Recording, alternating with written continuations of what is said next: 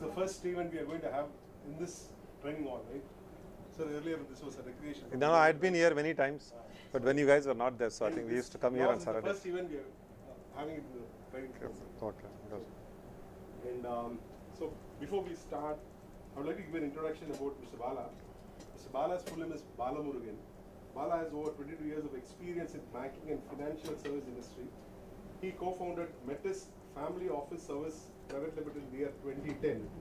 Prior to founding Metis, Bala has held credible position in the senior management of institutions like Citibank, UBS, and ICICI Bank for almost 17 years. The last position he held was as Joint General Manager at ICICI Bank in the year 2010. Bala is an extensive reader and his interest zooms across Tamil contemporary and historical subjects. Most importantly, Bala is a great human being with a lot of practical wisdom and knowledge. We are pretty fortunate that he is here today and talking to us on the leadership perspectives from Thirukural. Thank you, Mr. Bala. Thanks for accepting our invite. I request Akila to give him a gift. No, right away, va? Mudichadukapram kudukka maadinga. Akila is going somewhere. I don't know. No, you stand there, Akila. You just sit, you stand here. You can go. Thank you so much. Thank you very much for coming, Bala. Thank you. Good afternoon. Good afternoon. I think I just want to start with two disclaimers. One is I am not an expert in Thirukural. I am just an admirer of Thiruvalluvar and Thirukural. I just want you to know that. That's number one. Second is I have not done education like the way you guys have done. You've got far better qualifications than me. So my exposure on leadership is more from my own experiences rather than like what is read or what is heard from someone else. So whatever is going to be given, like it's going to be from my personal experiences. So these are the two disclaimers I thought I will give you before I start with. Fine? Okay, so I think the crowd has got experience between 4 years to 9 years. I think that's the maximum time. I think, I guess most of you have started your career after 2005, if I'm right, correct? Is there anyone else, like anyone here other than probably Suresh, who started the career before 2000? Anyone who started the career before 2000? Good. It's very helpful. So, okay. So you have seen only one recession in life, correct? Which is 2008. Right? That's the only recession, economical global recession which you have seen. Comparatively, like I think that was the mildest. So, okay. So I just thought I'll understand this like perspective before we get in. Okay. Leading teams and leadership is always, if you look at like I think most of the taught lessons or most of the experiences are from the Western world. It is not from like I think what we get to practice in India. But the Indian context is completely different. Our culture is different. Our people are different. And even within India, like I think South India is different from North India. Like I think North Indian and probably a Punjabi, like I think will not know good words at all. He will always begin with abusive words, and that he thinks it's a good words. And whereas like I think we are generally assumed as the mildest persons, like I think when it comes to speaking and culturally, like I think we are thought of as like the most gentle-mannered men and women. Okay, so so I think it's very complex. But what happens is like I think all the lessons, all the experiences, whatever is available, like it comes from Western world, from Western like management schools, and said like this is what works in our country, and that should be working across the world, and like this is a standard lesson. I think I'm not a believer of that. The reason is I think I have not read any book like which is on management, like which is to say, so this is a great practice and we should adopt. So every time I had a challenge, I always thought I think let's try and go and find out, are there any historical lessons one can learn, or from which like I think we can get lessons and move forward, or like can we go to our Tamil literature, or like I think which is treasure in itself, where we can learn certain ideas on which we can put into practice. And that's how like my leadership quest for knowledge started with like I think Tamil literature and historical perspectives. Okay, let's start with like I think 3 Thirukural, 3. Okay.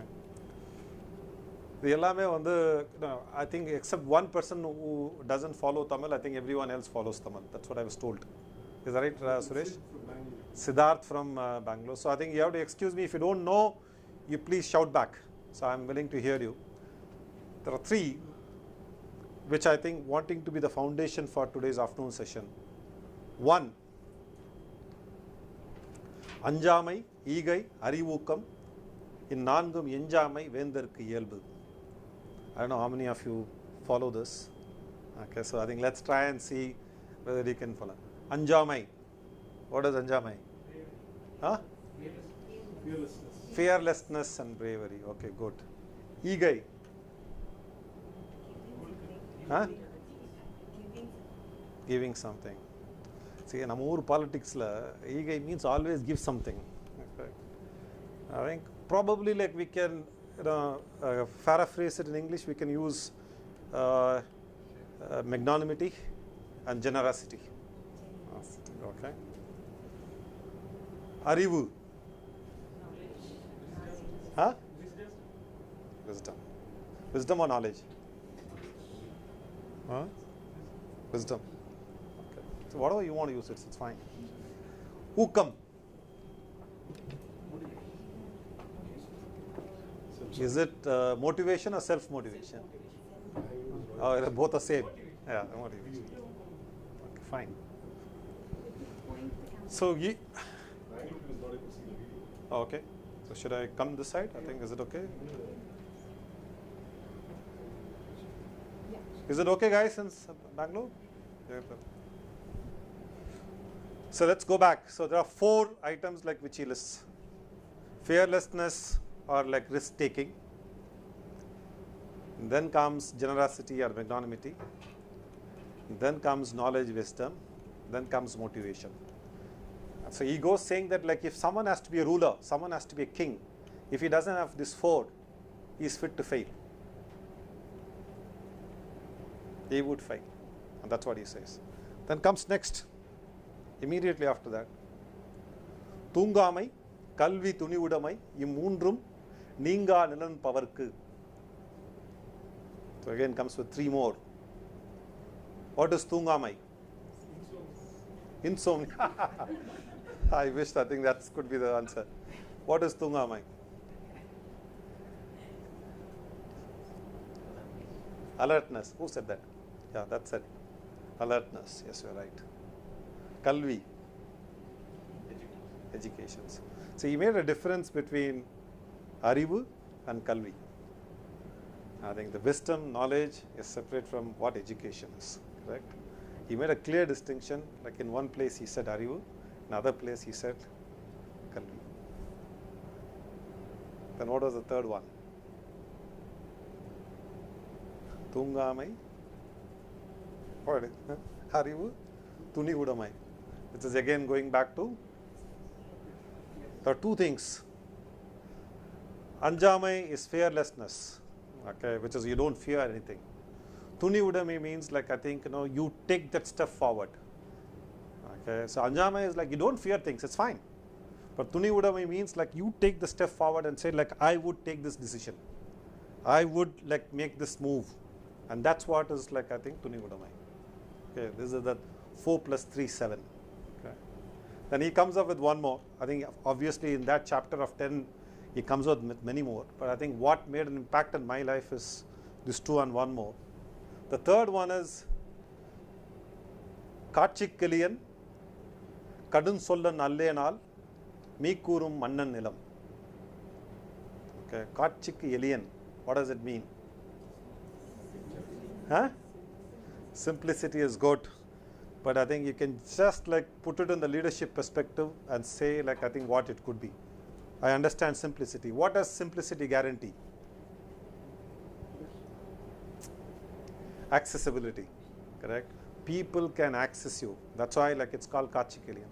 Kadun Sollan Alleyanal, which means like it's in the negative sense he is saying. What is Kadunjol? Harsh words. So like you don't speak harsh words. If you are accessible, and if you don't use harsh words, I think like you would be probably called as the greatest king around. And that's what he says. 4 plus 3 plus 2. I think this is like in my context of management and leadership, I think this 9 is more than enough to practice leadership. Okay, let's try and take one by one and see like I think how various things have played out. I think when we get into each of this, then we'll try and go back, like if there are any related couplets like I think from Thirukural, we can try and connect that. So who wants to take, let's say like I think let's start with Anjame. So how many leaders you have seen, like I think, is there anyone whom you have seen as bold as this person is, like I think fearless person? Maybe in politics, like I think nation leading, or like in business, or like I think, or in your classmates, or in your professors, or like I think in the current context of protests, meaningful or non-meaningful, whatever it is, like I think, whom do you think like as the fearless persons like which you have come across and why it is important? Yes, sir. Saurav Ganguly. Good. I really admire him. Okay. Who else? Steve Jobs. Okay. So as I said, I have not read too much and I don't know too much. Okay. I try and limit myself as much as possible to Indians whom I can connect with. Okay. Who? Jayalalitha. I was expecting that. It's good that a lady came up with that name. So who else? Kamaraj, yes. We can go, like I think, see, but the point here is, like I think most of the times, like I think it's a very misunderstood word, fearlessness. I think, people say, like I think there is a thin line which differentiate fearlessness and naivety. People don't understand anything and then they say, boss, I'm brave. They don't even understand what situation they are in. But it's the other way around, am I right? Like, say, it's like you know the situation and you're not afraid and then you are willing to take the risk. How many such people? And leadership like is all but like taking risks. If you have to take risks, you should have probably less fear or no fear. And you should master the art of fearlessness. Maybe like you can take the example of your boss here. I think all of you, he created this company like by taking a risk, am I right? If he had that fear that like what I would do next month, probably you would not have done that, correct? Am I right or wrong? Is that a popular understanding or not? Okay. So I think one can keep on like I think going on that on fearlessness, but I think what makes a difference? You take the risk and you being accountable for that. Leadership is always online, people say, which means like you take a decision, you live by the decision, and then you face the consequences of the decision. You're not going to be left alone just like that. If you pull it off, people appreciate you. If you don't pull it off, people come and bounce on you. And that's the fear which people live on. Leaders live on those fears where like you take a decision, if it goes wrong, what do I do? Correct? Demonetization, you can talk about everything. Every time there is a decision taken, there is always a person who thinks, would I come back to power? Or like if I have to ask for a bid, or if I quote for a bid, like I think for a contract and order, I don't know whether I would get it, whether I'm giving the right price. Am I overpricing it? Am I underpricing it? If I underprice, my boss is going to pull me. If I overprice and lose the contract, even then my boss is going to pull me, correct? It's that fear which kills you. But how many of you can gulp the fearlessness, or gulp the fear rather, and say, I will take a decision? And these decisions are very simple in life. I'll just come with an anecdote which happened in around the tsunami time. Which year tsunami hit Chennai? 2004-5. 2004 December 26th December. It hit almost like the entire Pacific, am I right? Like it hit India, it hit Bali, it hit like I think Sri Lanka. It wiped out like more than about 75,000 people or more than that. So there was one incident like I think which I thought like I think it was heart rendering. Is that there was a Australian lady who had 2 children. One was age 6, the other one age was 4, both boys. So she was playing in Bali in one of those beaches when this tsunami struck. Okay, and she could see like I think the hump of water flowing and guzzling just against her and boys. She had that split second to make a decision because she knew that the power of the water, she just cannot hold on to both sons. See, making a business decision is the easiest thing, because like everything is lost as money, gained as money. And like in terms of power, like I think, what you lose is power for 5 years, you can come back. Here is a lady who's like has to take a decision. She cannot hold on to two sons. She probably like knew heart of heart that like she has to let one go and hold on to the another one, whom probably like she can save. Correct? Like it's between the eldest son and the younger son. What she did, she let the elder son as a true mother. Always mothers think the elder ones are the grown-up ones. Like I think that's how I knew it, because I'm the eldest son of my family. So my mother thinks that I am a little more grown-up than everyone else, even today. So she had probably that 1 minute or 30 seconds, 45 seconds to decide whom she is going to let go. She let the eldest son go.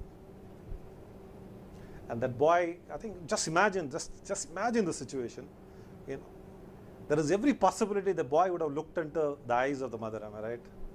At the time of letting him go, that boy would have looked her at the eyes of mother and said, like, I think, why are you letting me go? But she had to let go. She held on to one son. After 10 minutes, like I think the fury was over. She knew that I think that one son is safe. And she went around like looking for the second son, I think, for the eldest son, saying that where is this fellow? She went around. After 30 minutes, she finally located him alive. I think thrown like in a corridor or like some place. She picked him up. Just imagine what a decision it was. She has to live through her entire life asking and answering his eldest son, why the hell you let me go? Would he not ask? Could there be any decision in life, or could there be anything, any situation, any risk taking like which is worse than this for a mother, for any person for that matter? We have seen stories like I think appearing like in Ganga, like I think once the crocodile bit a child, and then like they let go the child. The parents let go the child because they knew that like if they don't, the small whatever you call parcel comes down. So compared to that, like I think there is nothing in life like which stops you from risk taking or having fear in terms of taking any decision. And why the hell we should have fear as leaders or as people like with leadership responsibilities? Would that matter at all? And this is the question like I think which you have to answer. I can't answer. I think to me every time like I have to take a decision or I have to take a risk, I think can there be a worse decision than this, where you have to face the consequences of seeing a son who was let go and then come back alive, and then I have to meet him every day, and then guy knows that like she is my killer. She almost killed me. Could there be any other bad situation in life which could be worse than this? Correct? So you go back to that, you just imagine such kind of like I think few worst things like which can happen in life, and compare any of your decisions. Everything will look small. You can take any decisions without fear. I can go on, I think I can come back with anecdotes, but this is to me like I think it's a more stirring story. And when it comes to, let's say like I think let's go back to the second one, which is like you talk about alertness. Okay. Probably like I think the Western jargon is procrastination, correct? Is that right English word? Which is like you give a job, people sit on it, and then they don't take a decision, correct? They just sit on it, and they just relax, saying that like I don't want to do anything, I think I'll do it. Alertness and procrastination are the two sides of the same coin. Now, how many times you encountered like your own people sitting on something which you gave without taking any decision? Or how many times your bosses were sitting on such decisions? Which one comes to your mind first? Your bosses or your subordinates? Bosses, no? Obviously, boss. You got an opportunity to go against them. You should use it. No, I'm not saying Akila and Venki. I'm talking about the layers. I think I'm not here to create a unrest among you. But I'm just saying, like, I think whenever there is an opportunity to go against the boss, we should go. At least for the sake of it. We feel happy. It's like having 10 cups of coffee. We should have it. If there is an opportunity to go against the bosses, we should. Am I right? Have you done that, sir? Yeah, you should do it. You should be proud of what you're doing. Correct? So when was the last time you did it? Went against your boss. Regularly you go up and ask. Good. Who's your boss? Is he? Venki? Okay, good. I'm happy, Venki. But having procrastination is a disease. No decision is what kills an organization or an institution. Okay. Take a decision either ways, good or bad. It moves on. If it's a good decision, you make money. If it's a bad decision, like you learn a lesson out of like what you're put in, and then probably move on. But not doing is not an option. Correct? Would you understand? Would you appreciate that? Yes, sir. You're wanting to say something. Not really. You're thinking. I've stopped making decisions in my life matters. But I'm just thinking if I can compare this with this. So I was having a Have 30 thoughts. Okay, let's jump back again. The third one. Igai. Can there be a leader like who do not possess generosity and magnanimity? No one. You are there to listen people. You are there to listen people who do not have the voice. People who have got voices, people who can raise their voice, people who can cry, they will always come to you, demand that, boss, like you didn't give me promotion, you didn't give me this work, you didn't give me this offsite opportunity. They are very expressive. They just cannot hold to themselves. They will just come and fight. They will make a noise out of it. And if you think that like by speaking to them and giving them some toffees and then you resolve the issues, thank God, I think it's good for you, good for the person who raised the issue. But most of the people who do not raise their voices, do not ask again and again, are the ones who really are the good ones who think about the institution, who think about their bosses. Every time they tell themselves, boss, if the boss has not given me something, that means there is something to what boss has done or what the company has done. They take it positively. The people who raise their voice, who come and fight, are the ones they want it today. They just can't let it go. But people who give it, they are magnanimous people by nature. They say, okay, let me give another 3 months time. Let me give another 6 months time. Let me give 1 year's time. But I think as leaders, what we do is we don't engage with them. We don't hear them. So I think, it's not from a perspective of an institution or a corporate company like this, I don't see Igai as giving something. I'm saying Igai as your ability to sit and listen him or her. Giving them that space. I'm willing to listen you. I'm willing to hear you out. You might do it, you may not do it, that's fine. But I think your ability to listen them, I think itself makes a difference. How many of you, I know from Venki's, interactions, this company doesn't lose people, am I right? It hates to lose people, or you have lost very few people. That's wonderful. I think, it's stupendous. It's difficult to achieve. But if you look at it, I think the people who are, even 1 or 2 people who would eventually tend to leave are the ones who don't make any complaints. They are the one, who keep very calm. They don't speak to others. They don't raise issues. But when the time comes, they say, boss, you should have asked me all these things. I'm going today. And that's my, experience.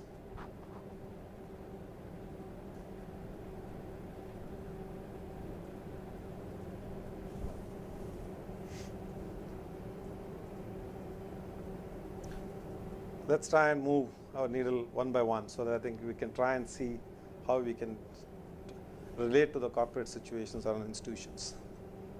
Motivation. I think it's biggest of all. I think I always believed, like I say, at one point in time I had close to about 6,000, 7,000 people in my team. So I think across the country. So I think it's like a big army of people across the country. I always thought at some point in time that like not every people can be motivated. Okay? And their motivation levels are different when it comes to what they want to achieve. So then I came up with this theory. It's my own theory, so I think I could be completely wrong. As people hike, they trek in Himalayas or Everest, there are two sets of people, am I right? The people, one who are highly motivated, the ones who climb.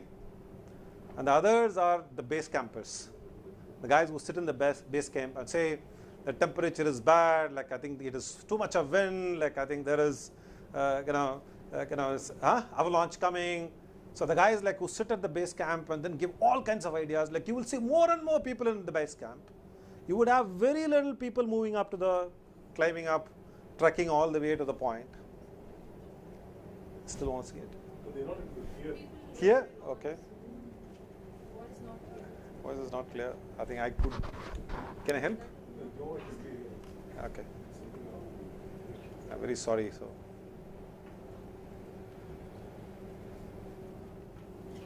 We were talking about the base campers and the ones like who want to climb up and go up all the way and achieve something. Okay. But would you agree like there are always two sets of people? Huh? No, not negative energy. Like they're all contributing, am I right? They're sitting in the base camp, they're contributing still, okay? And like they're cheering up people like for going up. As they go up first, they will not even have water to drink or like I think good air to breathe. But the moment they go up, the base campers would open the beer and say, let me have a drink. This guy has gone up, and they feel very happy about it. This guy has achieved, let me be very happy about it. They contribute. Don't you see that happening like I think in your life with your classmates, your batchmates, like I think your company? They always see. I think the problem is like I think we expect too much from everyone. We want everyone to climb up. It's not going to happen. Okay, and be guaranteed in this room, not everyone is going to climb up. And we should talk to ourselves and say like I think whether we are going to be a base camper or like I think we are going to go all the way up. There is nothing wrong in it. You can be number 2, number 3, number 4, number 5, and you can still be happy. But I think that distinction is going to make a difference because like otherwise, you will have the entire organization being driven, saying that everyone is going to go up. It's not going to happen.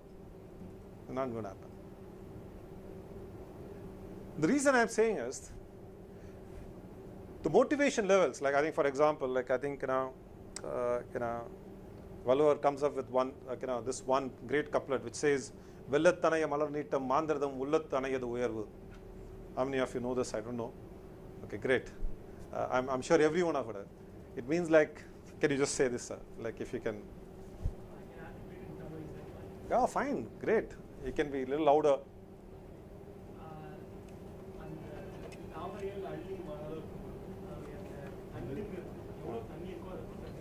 Yeah.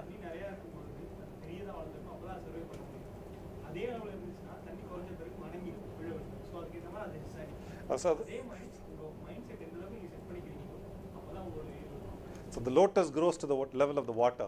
The more the water, it grows more. Okay, so it all like the way like the human, what you think you become. That's what he says. Okay, so vellattanaya malarnittam mandardam ullattanayadu uyaru. He comes up with one more later on. He says like ulluvadellam ullal uyarvullal mattu tallinum tallamai neerthu. Correct? So what does that mean? He says like whenever you think of something like think big. Think big. Even if you don't achieve it, don't give it up. Just keep thinking big.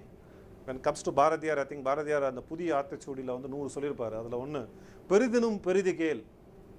If you can ask for something like which is bigger, please ask for much bigger than that. Don't settle for something smaller. And that's the like I think way Thirukural, Bharatiyar, everyone comes and argues, like motivate people, saying that, okay, you ask for everything in the life, like you ask for everything. But the reality of life is you will have great number of base campers, you will have very few climbers. Otherwise, like everyone, like the way everyone walks home, everyone would have walked up in Everest. At least like people would have walked properly to Kurangani and come back. Even that didn't happen, correct? Unfortunately, yes. So the reality is that I think somewhere in between. But if you don't have motivation, you don't even become a base camper. That's when you become a protester. That's my view. Maybe like I'm wrong. Like I think when you have nothing left, so I think you probably like take up. I think maybe like I think they've got a lot of motivation to fix these issues. Who knows?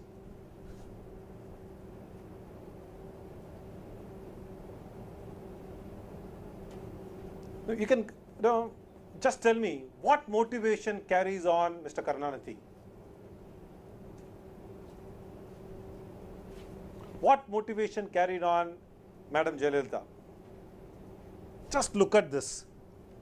At 95, okay, he is unable to speak, unable to walk, but probably like I think if the disqualification happens of this 18 MLAs, he would come to the assembly and vote against the government. That is what as per Mr. Karunanidhi. Okay, we don't know whether it is Karunanidhi's wish or someone's wish. But the sheer magnitude of his achievement, staying relevant for 70 odd years, saying that I will be in politics, he gets up in the morning at 4:30, not for the last 2 years, and writes some statements, like I think releases it to press, reads all the newspapers and comes up with a statement, and that becomes a topic for Tamil Nadu on that day. What made him to do that? Look at Advani. At 92, he still wants to become the Prime Minister. Correct? He tried his level best inside the party. What clicks with him? What is that motive? A single-minded goal of saying that I want to do this. But you can't see many people like that. People will come back and say, like, I think it's obsession. It's like you're over-ambitious. Boss, like, if you are not able to do it, please vacate and go. Who are you to tell me, like, I'm over-ambitious? You should have that dialogue with everyone who comes and questions you, saying that you're over-ambitious, you are wanting to do things. It's nothing for you, it's for me. At some point in time, you will decide what's good for you and what's not good for you. Correct? No one is going to dictate you, like, I think, what is good for you and what's not good for you. But look at these leaders, like, they don't want to retire. You know what? People ask me, like, I think the greatest problem is, like, we are not having succession. For succession, you should have retirement. If people retire only if someone can succeed, am I right? Leela is owned by one Mr. Nair. And he died at 92 and he was the executive chairman of the company. And he was coming to office every day. And his sons were 65 and they were executive vice chairman. After he died at 67 only, they took over the company. Till such time his father managed it. People say he's mad. Who are you to say mad? Like, I made it. I made the company. I built it, like, I think from nowhere. I've got every right to, like, have my own ambition, and I have got every right to keep myself motivated and do what I want. So you can go back. There is no, I think what you decide you will become, what you want you will become. Your motivation, like your motivation will become the limitation as well as the success factor for you. As a leader, I think that's what is going to make a difference. There are going to be issues day in, day out. You will have deadline issues, like you will have pressures, like you will have home pressure. A lot of people, I think these days, I think they come back and say, I'm burnt out. I've never heard of this word. I think in my 25 years career, like I think, if one of my colleagues have come and told me that I think I'm burnt out. Is that the word? Something like that they say, no? Like I think, what is it? Exhausted, burnt out. I don't know what is it. And then they come back with one more thing. What is work-life balance? Okay, so I don't know what does that mean. I think my life is always balanced and there is some work if you take it. Okay. See, I think people say this company puts a lot of pressure on me, this institution puts a lot of pressure on me. But you took it. You are wanting to get this salary, you are wanting to work in this company, and you are wanting to do this. You took the job, and after 6 months you are complaining the company is putting pressure. If you don't want, you leave. No one, I think, when people came to me and said, like, exhausted, oh really? Okay, please go. take care, like I think, do something which you are not exhausted, because you are not able to match up to like what you thought as a pressure. Your work pressure is not your work pressure. It is not created by the company. Your work pressure is created by your own expectations. You expect, and then like say like this is what I want to become, then complain to others saying that this company is putting pressure, this institution is putting pressure. It's the other way around. Now, I had an interesting conversation with my son, my elder son. I think depending on my reading of, and Akila also knows him well. So I think he's an average student, but he thinks he's a brilliant student. That's always a father-son relationship, am I right? It has to be like that. So I told him, boss, like I think I was expecting you to score a little more marks. When you got a good engineering college and all these things. So I said this. So he studied in a very good school, speaks very good English, sophisticated, unlike the father, because father made the money and gave it to him. So that made the sophistication for him. So he came and said, no, Pa, you know one thing, expectations lead to disappointments. Don't have expectations. Okay, correct? Now he has joined a company, like I think where he is, I was just telling Akila. Very capable of that statement. Yeah. So he is from morning 10, they've got training till 11 o'clock in the night. On Friday, I think they go home only in the morning, next day morning 6 o'clock. I was very happy. In fact, I was having a couple of beers and said, boss, my son, you arrived. I want you to have it. Now you know what's expectations and what leads to disappointments, correct?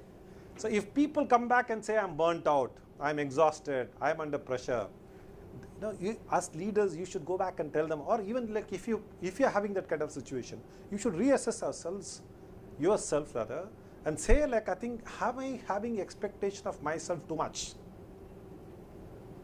The company expectation is always going to be like this. It's never going to change. Be guaranteed. I've worked for what, 17 years I worked, and 9 years I've been running my business. My expectation on myself, my company's expectation on myself, my partner's expectation on myself has never been low. It's always high. That doesn't mean that I'll get exhausted. If you're exhausted, like you go back, you find out, like I think, in the layer where you can fit yourself and have lesser pressure, and so that you compromise, like I think this is the position which is good for me.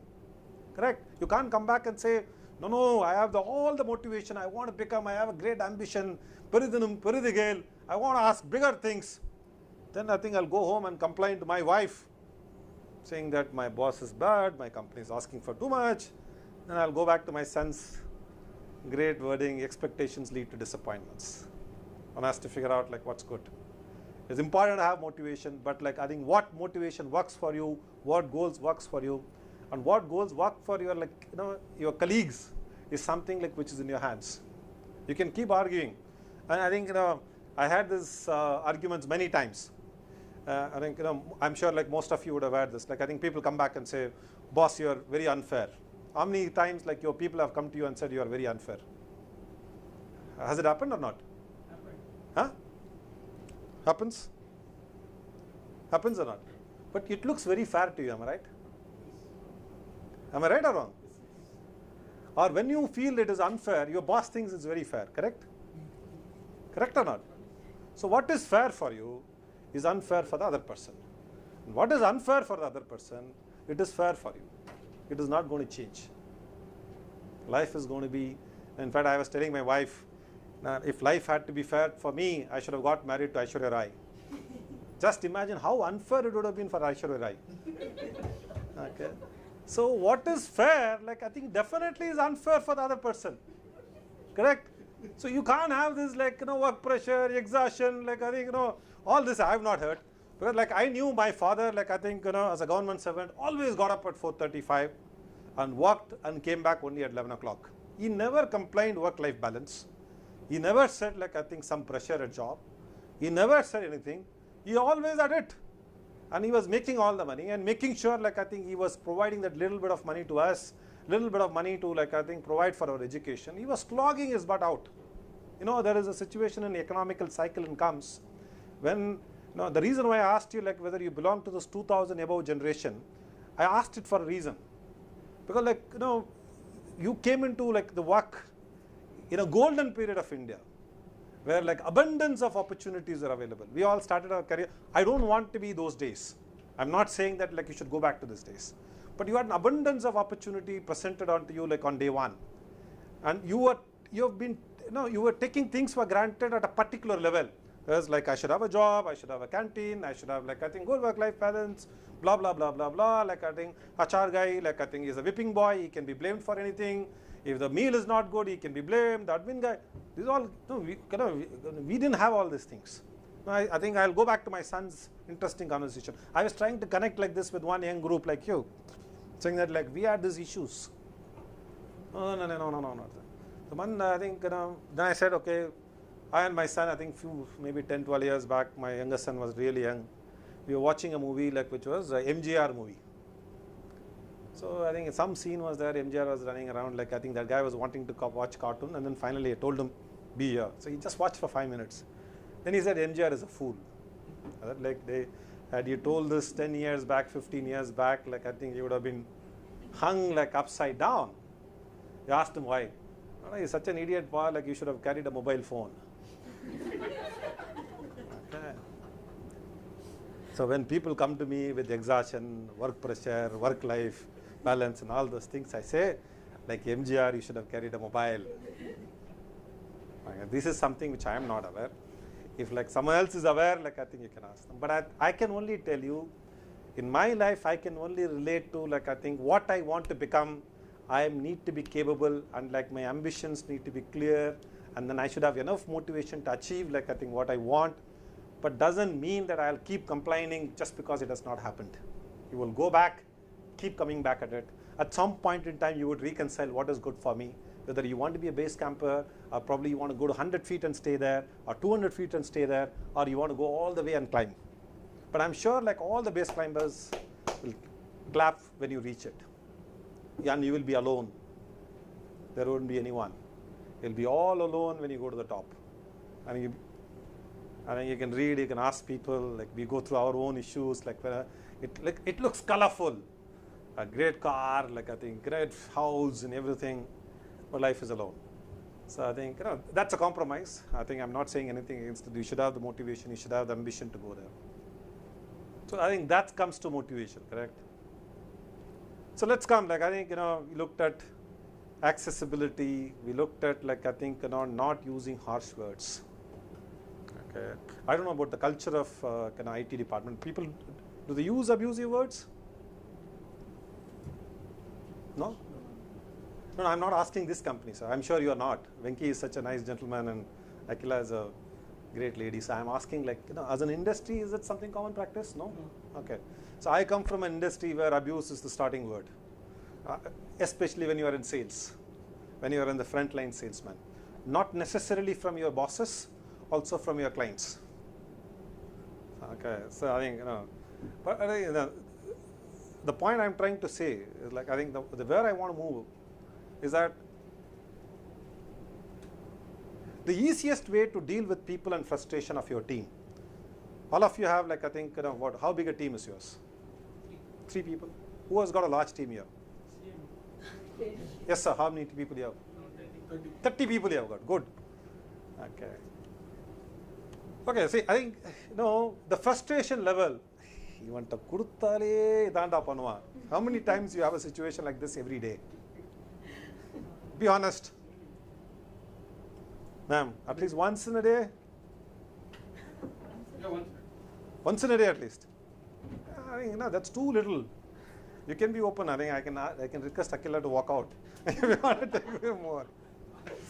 So the point is, I think again, expectations lead to disappointments. Am I right?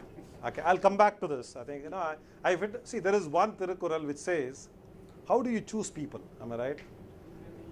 Huh? That's delegation. We'll come to that later. We will come to the delegation later. But I think, let's say, when dealing with people, kunam nadi, kutramam nadi, avattul migai nadi, mikka kolal. Okay. You look at the strengths, you look at the weaknesses, like I think, then you decide, like I think, what is good, and then you decide to take the person, correct? To deal with. That's what he says. Okay. That's one part of it. That I'm sure Suresh, Venki, Akila, when they go for their campus interviews, And they do that, and probably like I think they will get 90-95% right or 85% right. You can't get everyone right, because like you get only 30 minutes window, 40 minutes window to decide. And as such, like I think there are commodities available, you have to buy, come back, and then refine it and make them good. And I'm sure like they will become good in some time. But the other area like which he talks about is the very interesting thing, which is Theran Telivum Telindan Kan Ayyuravum Thira Idumbai Terum. Anyone has heard of it? Okay. He says like I think if he's part like when you have someone to work for you or work with you, Theran Telivum, which means like you decide about him before you recruit him or you take him in. You look at his kundli, you look at his horoscope, you look at him as a person, what size, height, like what his capabilities, do everything and then decide. Correct? But once you decided and given the job, okay, Telindan Kan Ayyuravum, which means like I think once you decided the person and given the work, and if you have doubts on that person after that, you just cannot resolve it. Okay, 99% of our leadership problems come because like we are doubtful. That fellow knows like what he is capable of and what he is not capable of. We made two mistakes. One is like we have underestimated his capability, which could be a problem. He thinks the job which he is doing is lesser job, or we overestimated his capability, or like I think we are incapable of like letting it go, leaving it to the other person and say, boss, you do the things and I will sit back and relax and keep moving on. Correct? Just like I think let's look at now, with my experiences, like I think I always practice this one thing, which is when you give feedback, what happens? You just tell me, like I think I'll connect back to my experiences. When you look at your people and give feedback, what do you do? You talk about his strengths or weaknesses? Huh? Both. But which one you spend more time? Which one your bosses? Huh? Yes. Correct? Correct? But I guarantee you, my dear, I worked for 25 years. My weaknesses have never gone. In fact, they've only grown. Okay. Half the time, my bosses have told me, like, boss, you do this, you do that, you are incapable, you are not able to do this, you don't know what is RAM, what is ROM, like all those kind of things. I never bothered. And with people whom I dealt, I never bothered about their weakness. I've always bothered about their strengths. Weaknesses are inborn, like the way strengths are inborn. That's my theory. The more you work on your weaknesses, probably like I think after many years or many months, you have a small probability or possibility to overcome that. Maybe a small extent. Okay. But if you start accepting in your mind, saying that my weaknesses are going to stay and I'm not going to do anything about it, I'm going to manage it in such a way that it doesn't become an embarrassment or it doesn't become a stopper, and start working on my strengths. My strengths become larger and larger. I start knowing for that. Jayalalitha was known as an authoritarian. Jayalalitha was known as an emotional, like I think, whatever you want to say. But today, like I think after a year, we all feel that I think she's not around, correct? If she had ever worked and bothered about her weaknesses, she would not have become like what she was. In fact, I think, in my way of life, like I think worrying about weaknesses is the most idiotic thing. As bosses, like we should never be worried about the weaknesses of our, unless some functional skills, you try and assign that person is made of something. Your company is large company, your institution is large, like I think he or she can find something where they are good at. But like trying and telling them that this is your weakness, you will improve on, I'm guaranteeing you for the lifetime they are not going to improve. The classical example, how many of you watch cricket? Okay. How many of you follow CSK? Good, great. Okay. Now I think finally I felt that I think the theory which I had on the weaknesses and strengths has come true. They knew very well on the day they are picking up only the seniors. Okay. They said, boss, everyone said these guys cannot run, they cannot field. And every time Dhoni came for a press conference, when people asked about all the idiots of the world, they only talk about your weakness. Be guaranteed. They want to pull you down. வாழ்ந்தாலும் ஏசும் தாழ்ந்தாலும் ஏசும் வையகம் இதுதானடா. Okay, they will pull you down like I think where they think you are bald, you are grey, they will make fun of you and they want to pull you down. You don't bother, doesn't care, it doesn't matter at all. Every time they asked, unlike journalists are good about it, they ask only the negative things because they are paid for that, am I right? Every time he was asked, boss, like I think you got a senior team, senior people, what about your fielding? Yeah, he said, I know about my fielding is a problem. So, but we accept, so we give them like in some position. So as long as they can manage like some savings, some force, we don't bother. He never said even one word against anyone saying that like this fellow let me down catches, this fellow let force, this fellow let the fielding down. He never said, just go back and watch the tapes. He never said that. Because he knew as his team that had weaknesses, and I will not talk about the weaknesses of my team. I will only talk about my strengths. People can hit, people can bowl, people can come up with experience when it is needed. And that's what wins them. Worrying about weaknesses like it's idiotic job. If there is a feedback, I think that's my view. I think, I think I'm called here to speak my view, am I right? So I think, you can, I'm here to differ.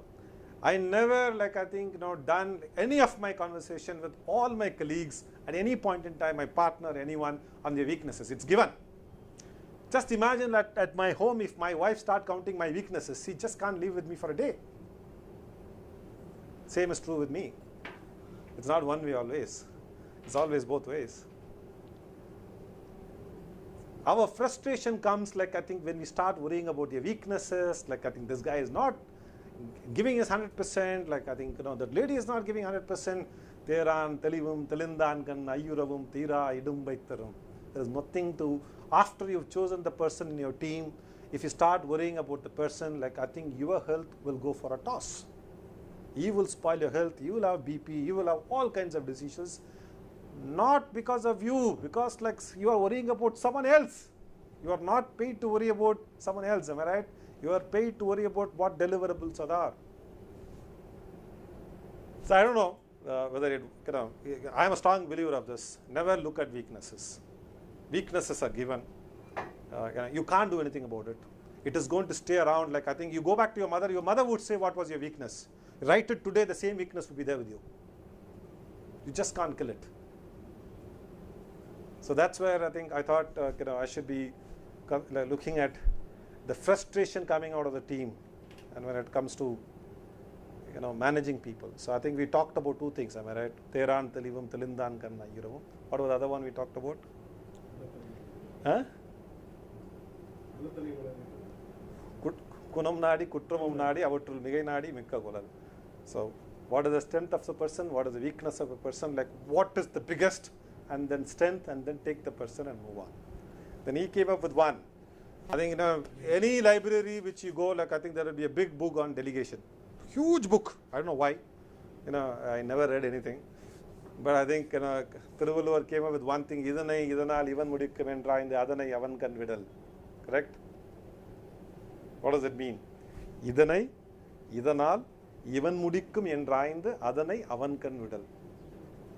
So I think if you are worried about like I think non-performance in your team, or my team members are not pulling enough weight, you have to go and check whether I have got the right person, I've assigned the right person, I've given the right techniques, I've given the right instruments to make sure like I think he or she delivers the job.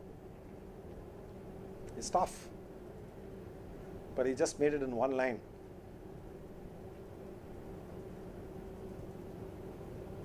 Quite often, like we go back to when we get the frustrations, what we do is like we tend to become agitated, and then we become, we start becoming harsh. May not be in words, but like in terms of like I think dealing with people. Has it happened or not? Has it happened or not? Yes or no, sir? Yes. So what do you do in those situations? Take a break. Take a break. Good idea. Okay. Is there any I'm learning. But you have to come back to office again, am I right? Oh, okay. Okay, sorry. I think I took it the other way around. Okay, what else? What else? Quite often, like I think the relationship between the team members and the leader is decided on one word, one particular word. He said this, she said this. How many of you remember such instances? In this year it happened and my boss said this. How many of you remember? You don't? I'm very happy. I think it's such a nice team. So you never had any altercation, any issues with your bosses or your team members, like where the team member come on, this person said this. No? Don't remember. You don't remember or they don't remember? You don't remember. But human relationships are like this. Human relationships are anchored in one word, one instance, one incident, one event. We are all wired like that. Till such time the next instance, next event, next word is spoken. That's how we are wired. If some of you are married, like I think, if you know when the last fight happened, then you would know what was that instance, what was that word, what was that event. And we are wired in such a way. If we can walk away from like that one instance, like one word, one event, I think it makes our life better. I think the reason I'm saying is as leader, like I think we are supposed to be really buffalo skinned and like, if possible, hippopotamus skinned people. Am I right? Like we just can't, we just can't give back. Like we just need to receive. Like you want to give anything, you just tell me. We just can't react. If you're so emotional and if you're wearing your emotions on your sleeves, it's very difficult to have a conversation with anyone. Correct? You just need to, you're a good receiver. Just keep receiving and what the other person gives. I can go on. Like I think, probably like we can talk about HR. We can, we can keep taking. I don't know how much time you got. I think it's already 60 minutes now. How much time you got? 15 minutes? Till 4? 30 minutes. Okay.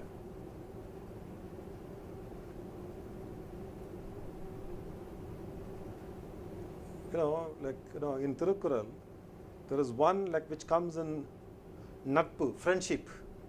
He defines the friendship. I always say that I think that's a way like you should decide, you should define the way between yourself and your team members. I think it goes like this.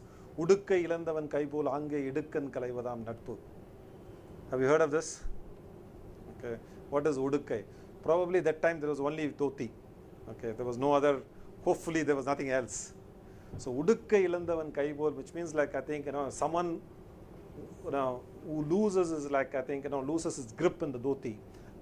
Immediately your hand moves and like make sure that it is arrested and then it's tied properly. Right? Your friendship is like that.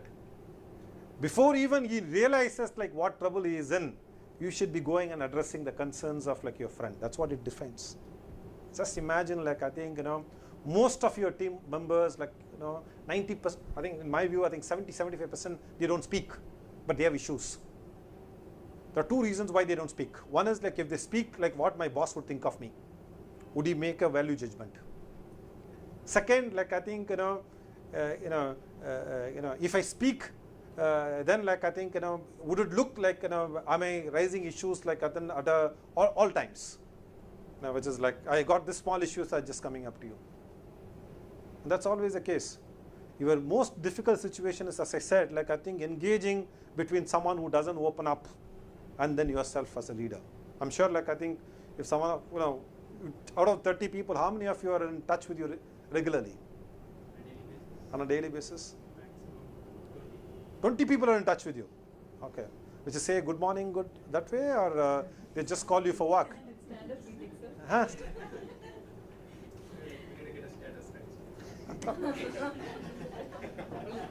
I'm really worried. Only 20 people give a status. What about the remaining 10? What about the remaining 10? Usually in stand-up like we'll ask. What is stand-up like? So Morning. In a morning. oh, morning huddle meeting we call. Yeah. The sales guys call it as huddle. Yeah. Throughout the day, like we'll be getting it. Now, how many of you come to you with problems like say, this is why I'm stuck? On a day, 15 people come to you. 10 10 people come to you. And how many people you think are really stuck and they don't come to you? Everyone who gets stuck come to you. Huh? What's that? Ideally, everybody should just. Yeah, but do they come? So how many times like they think that like you are a good enough fellow like with whom like I can go with a problem? Huh? Good question, no? Yes, sir. Just came in, I missed the earlier part. But I think one angle to look at, and just knowing us here, coming up with technique, I hope we're not thinking technical issues. I hope we're thinking about challenges in the projects. Yeah. How we manage. It's not dynamics and those kind of issues is what I think as leaders in this room and on the call. Yeah. He's talking about. There is another interesting reason for this. Why people don't come nearer to the bosses? Huh? You lost something else. I don't know. Maybe true. What else could be? Probably it's complicated. Yeah. It's a silly mistake, it's a silly problem, I don't know. Silly mistakes, silly inhibitions. How would I be looked on? Correct? I and Venki have this discussions like once in a while. I always think that by asking a question, I am not disgraced. I'll ask. By saying no, that fellow is disgraced. That's how I lived my life. If you want to say no, you please say no. It's my duty to ask. It's my right to ask. Really, like it's your problem to say yes or no. It's not my problem. Correct? Most often, like I think, how do you get that like into your people? And like, it's very difficult because like, see, when you start passing the value judgments on your people, they think that whether it is a silly problem or not a silly problem. If they know this person like would help me, because all of us like at some point in time would think what was silly yesterday, like you become a master at it today. And what you are master at it, I'm telling you, like it would become silly like in few years. That's how technology has grown. That's how every bloody damn thing has grown in this country, grown in this world. Correct? And how do you break that? And that's the other side of the story is, I'll come back to the political situation.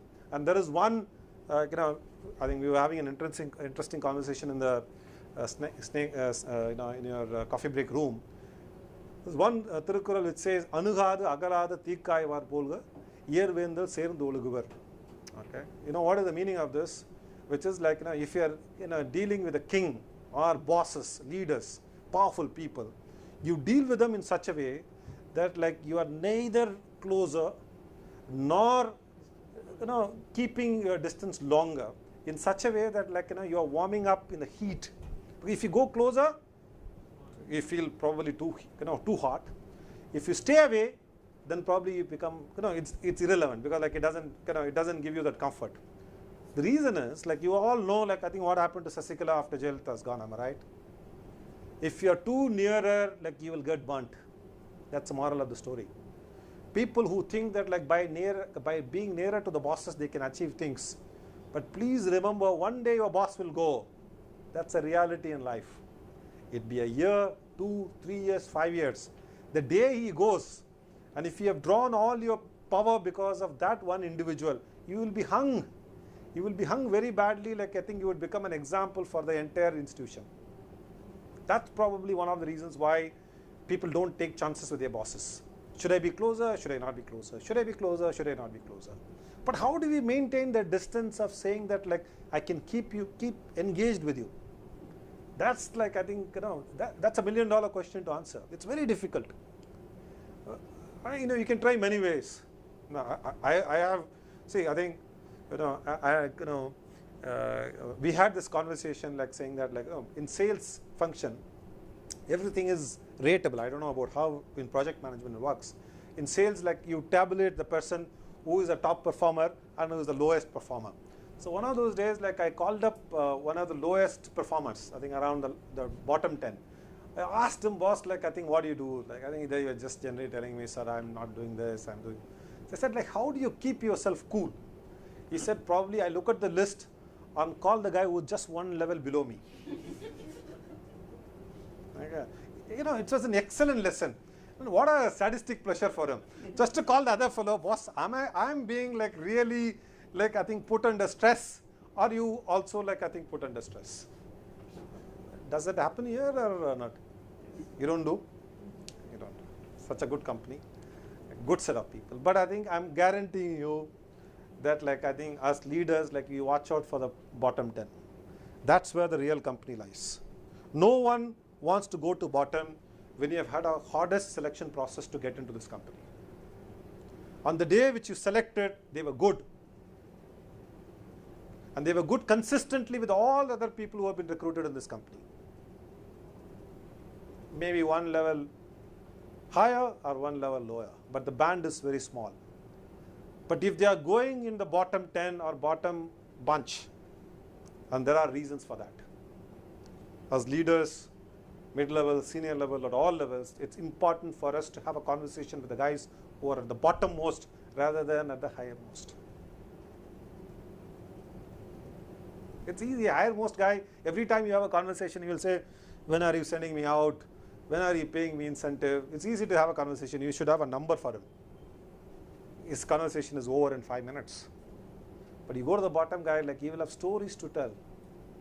Fantastic stories, life lessons, company improving lessons, your career improving lessons.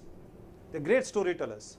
Either fake stories or good stories or true stories. It's for you to listen and come back and say, like, I think what corrections I will do to myself and do to my team, and then go back and tell my bosses saying that, boss, this is what is the issue. And take the society also. Whenever there is a violent protest, who comes on the street? Who comes on the street? The bottommost, am I right? They don't get it. Unless they come to the roads and say, boss, like, please listen me. No one hears. Now at least like it's a lot more improved. People have dialogues. The politicians are good at their streets. They manage their streets. But I think as leaders, I think, we have to go back to our roots and start, like, I think, speaking like with our bottommost people to understand like our lives better and our company as well as like I think our propositions better. And that's my view. I don't know how it works here.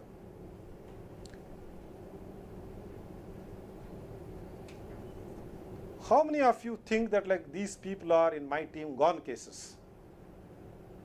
You just can't do anything with them. You don't have anyone like that? Don't tell me this, like I can, no, come on.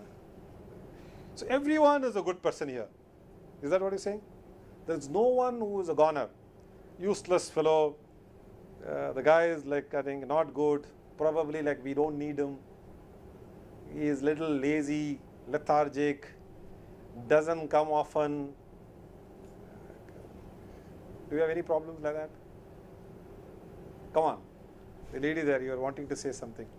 You're just smiling and not wanting to let it out. We don't have in one person. Out of 30, you don't have to name him, name her. You don't have anyone? 30 is a large number.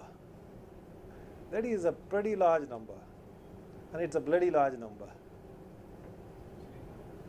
Actually, yeah, one. Huh? You don't think like that. You don't think like that. That's good of you. Huh? We try not to, yeah. We don't. You don't make the discrimination. Yeah, we don't. Okay. Now I'll give you. Discrimination is not necessarily like between the worst and the good. Those days are gone. Okay.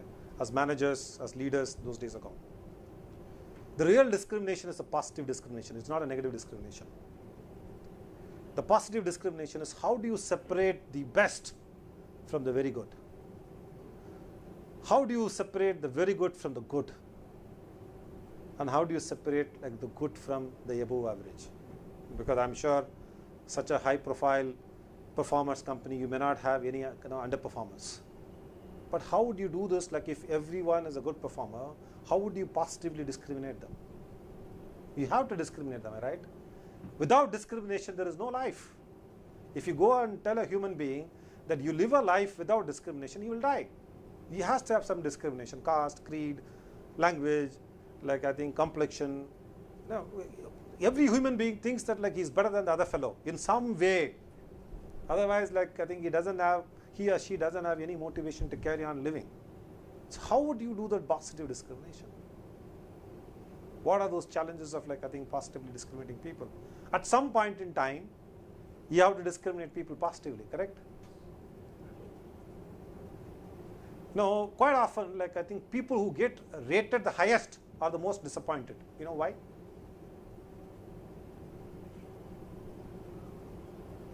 If you have a rating process. Do you have a rating process? Huh? Yeah. Yeah. I can guarantee you, with my experience, the most unhappy people are the highly rated people. You know why? Huh? No. No. It's very simple human thing. They think I am rated well, but bloody this fellow is also rated well. You tell me it doesn't happen. You tell me it doesn't happen. I'll stop speaking. Have you not thought about like that in your life? Don't be ashamed. I've thought about it like that many times. Okay.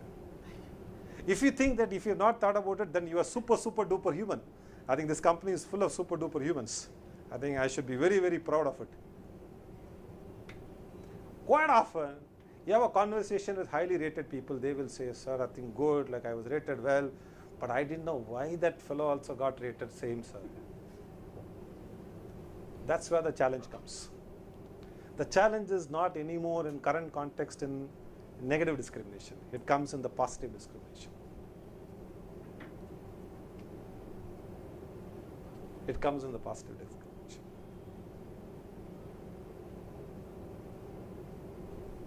I think I want to stop it with this. If you have any questions, like I think we have got any time for questions after that, or like I think it's or 4 o'clock is the time board, am I right?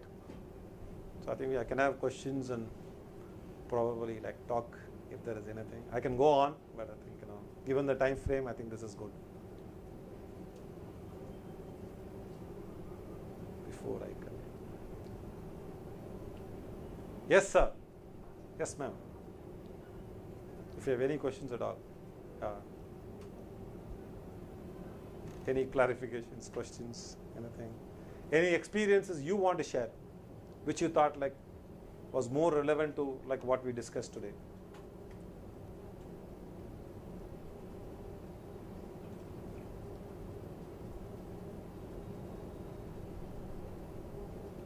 Tell me what was one thing which was a good story for the day today. At least say that. Huh? Which one? Expectation. My son. So my son is a better guru than me. Tsunami. Tsunami one. Yeah.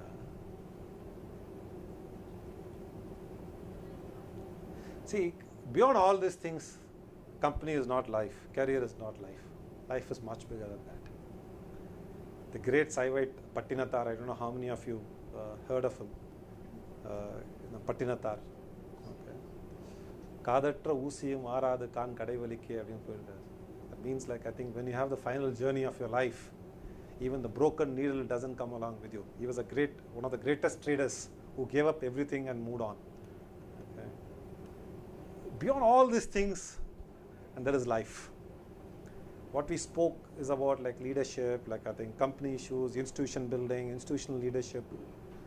These all like matter, but they don't matter to a larger extent. They matter to a lesser extent. And there is life beyond that. I know Kannadasanoda ஒரு பாடல் ஒன்று இருக்கு. I know the Pattinathar song, but I'm not able to recollect. He drew the inspiration from Pattinathar and wrote it. கடைசி வரை யாரோன்னு முடியும். வீடு வரை உறவு, வீதி வரை மனைவி, காடு வரை பிள்ளை, கடைசி வரை யாரும். Actually, originally, that is not his own creation. He actually took it from Pattinathar. Okay, so I think so Pattinathar, அது pure Tamil. அத்தமும் வாழ்வு மகத்து மட்டே விலியம் பொழுக விம்மி விம்மி விம்மி இரு மெத்திய மாதரும் லைக் வீதி மட்டே கைத்தல மேல் வைத்தலும் மாந்தரும் லைக் காடு மட்டே பற்றி தொடரும் வினை புண்ணியும் பாவமுமே அப்படின்னு எழுதியிருப்பார். அதாவது இவர் கடைசி வரை யாரோ அப்படின்னு முடிச்சிட்டாரு. ஏன்னா அவர்கிட்ட போய் கேட்டப்போ வந்து எனக்கு வந்து புண்ணிய பாவத்தை பேசுகிற அளவுக்கு எனக்கு வந்து அருகதை கிடையாது, அதனால் கடைசி வரை யாரோ அப்படின்னு முடிச்சிட்டார். அவர் பட்டினத்தார் வந்து நீ பண்ணுற புண்ணியம் பாவம் தான் வந்து கடைசி வரைக்கும் உங்க கூட வரப்போகுது. Nothing else comes along with you. So more than anything, like for a leader, you have to be a good human. And that what matters. Just be a good human. I think it will go all the way. I think in a way, if I have to put it, be a strict father, few times like I think in your leadership skills, and 99% be a good mother. I think that solves like your leadership issues. I think with that, I think I just want to take, thanks for the opportunity. I want to take a break from you. Thank you so much. Thank you. Thank you.